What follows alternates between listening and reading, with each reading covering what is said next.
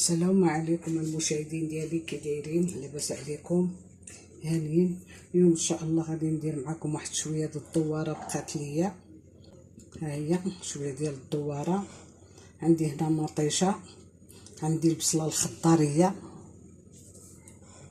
عندي فلفله حمراء غير نص ديالها، مطيشه، الزيت، الحمص غنديرها بالبطاطا والحمص، عندي العطريه هنا، عندي الملحه، التحميره، الكمون، السكنجبير، الخرقوب، الابزار، وعندي شويه ديال الشرموله.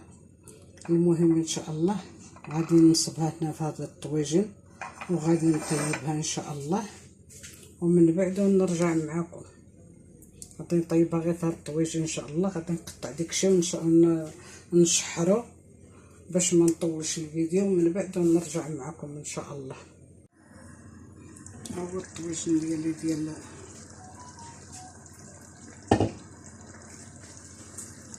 ديال سميتو ديال الدواره بالحمص. ها هي دابا راه مشات طابت، دابا غنرمي عليها بطاطا.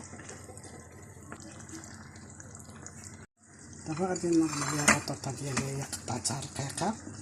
اللي بغا يدير لها ديروا لها خضيره.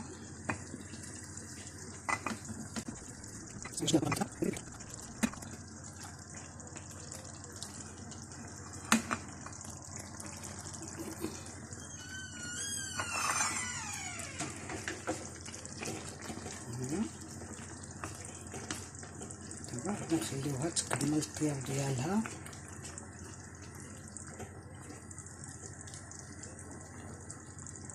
غندير عليها هاد الفليفله اللي تقرب، كنبغي ندير عليها شويه د الحامض مصير.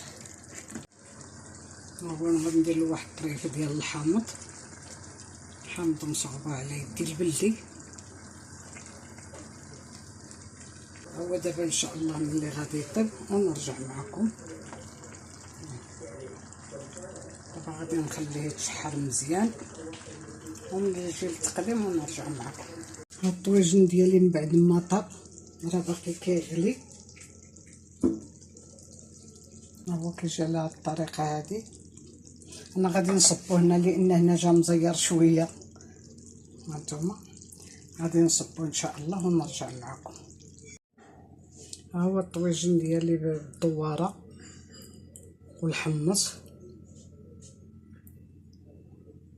والبطاطا والحمص وشويه ديال الفلفله، زينتو بشويه ديال الزيتون، طيبته هنا. ها هو جا مدغمر وزوين.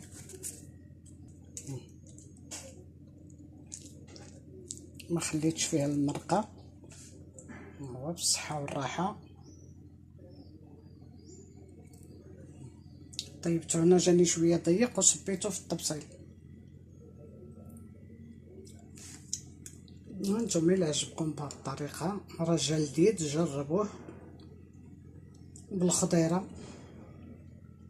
ولا عجبكم بارطاجيوه مع الاهل والاصدقاء فضلا وليس امرا،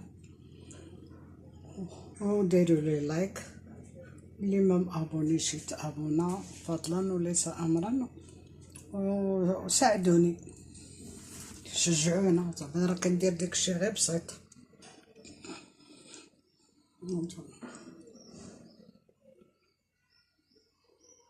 ودير